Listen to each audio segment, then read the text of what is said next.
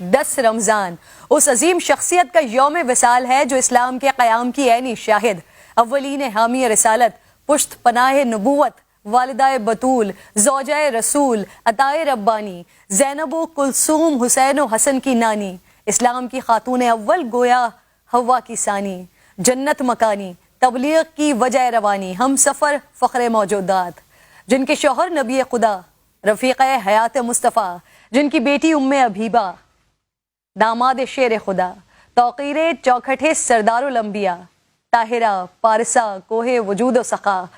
منبع پارسائی و تقوی، ناصرہ محسنہ خاتون حجاز، عقیلہ قریش، محسنہ اسلام، ملکۃ العرب، خدیجۃ الکبریٰ رضی اللہ تعالیٰ عنہا، جن پر آسمان سے سلام اترا، بغیر کسی توقف کے ایمان لانے والی، راہ تبلیغ میں ساتھ بٹانے والی، محبوب خدا کی دل جوئی کرنے والی، مصطفیٰ کے زخموں کی شاہد،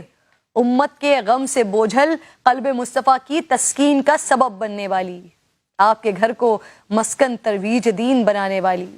پاک اولاد کے ذریعے طعنہ ابتر سے بچانے والی، وہ زوجہ جنہوں نے آپ صلی اللہ علیہ وآلہ وسلم کی رفاقت میں سب سے زیادہ عرصہ گزارا، 25 سال آپ کی خدمت اقدس میں وقف کیے سال گزارے، آپ کی موجودگی میں نبی کریم صلی اللہ علیہ وآلہ وسلم نے دوسری شادی نہیں کی، آپ نے اپنے چچا زاد بھائی ورقہ ابن نوفل سے سرکار دو عالم صلی اللہ علیہ وآلہ وسلم کے فضائل و کمالات سنے، علماء و یہود و نصارہ سے آپ کی نبوت و رسالت کے بارے میں خبریں آپ تک پہنچیں، اور پھر آپ کے قلب مبارک میں عشق مصطفیٰ صلی اللہ علیہ وآلہ وسلم کی جو تپش پیدا ہو چکی تھی، سفر تجارت میں اپنے غلام کے ذریعے حضور کے اخلاق حمیدہ اور معجزات کو سن کر ان میں مزید اضافہ ہوتا گیا، آپ فراق رسول میں آنسو بہاتی، بے قرار رہتی، عشق ایمان بن گیا، اور پھر اسی تڑپ نے آپ کو شریک حیات سردار الانبیاء بنا دیا، قریش کے ان اشراف زادوں سے شادی کی درخواست مسترد کی اور خود عقد کا پیغام بھجوا کر کائنات کی ہر عورت کو پیغام دیا کہ رشتہ ازدواج کے لیے وہ کتنی با اختیار ہیں اور اس کا انتخاب بھی کتنا بلند ہونا چاہیے۔ دور جاہلیت اور عرب کے داغدار سماج میں بھی جناب خدیجہ اپنی عفت اور پاکیزگی کی وجہ سے طاہرہ کے لقب سے پکاری جاتی تھی، ان کے والد قریش کے کامیاب تاجر تھے، انہیں اپنے والد کی مہارتیں ایک ایسے وقت میں وراثت میں ملی جہاں معاشرہ مردانہ غلبے والا اور خطرناک تھا، ایسے ماحول میں انہوں نے اپنی دولت، اعلیٰ کردار اور حسن اخلاق کی وجہ سے نام کمایا۔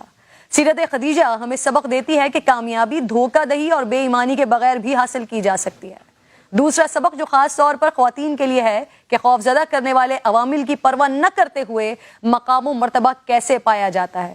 شادی سے پہلے اماں خدیجہ بہت بڑے کاروبار کی مالک تھیں، آپ کی عظیم کاروان تجارت میں 80,000 سے زائد اونٹ تھے، سونے سے لدی ہوئی سواریاں تھیں، اور پھر یہی عرب کی ملکہ جب عقد مصطفیٰ میں آئیں تو اپنے آپ کو اسلام کی کنیز بنا دیا، اپنا سارا مال، اپنی ساری دولت پیغمبر کے قدموں میں نچھاور کر دی، خود سخت تنگ دستی کی زندگی بسر کی، یہاں تک کہ بائیکاٹ کی سختیاں آپ نے برداشت کی، کئی دن فاقوں میں گزرے، صرف درخت کے پتوں سے گزارا کیا کرتی تھی، جس کے نتیجے میں آپ کی صحت بھی خراب ہو گئی جو آپ کی وفات کا سبب بنی۔